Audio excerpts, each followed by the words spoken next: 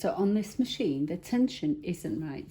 The stitches are coming out okay, but they look a little bit off. And if I show you here, that when I put the presser foot down, the tension, when it's at 4, is so tight. It's not surprising the tension isn't coming through. The stitches aren't coming through quite right.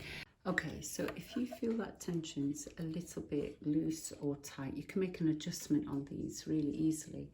Just push the numbers back and undo this screw. I want to show you something. So on this screw, you can see there's a peg just here. There's a peg, and that peg sits in these holes. Okay, so if I tighten that up and place it back, so wherever that peg's sitting is now going to adjust this number.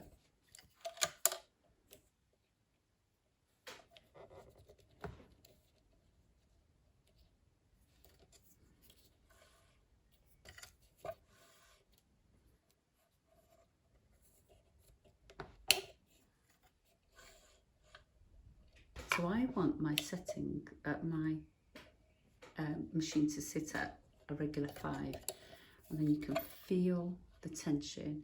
So and see what the stitching is like, and if you're happy with the stitching, then your tension is okay.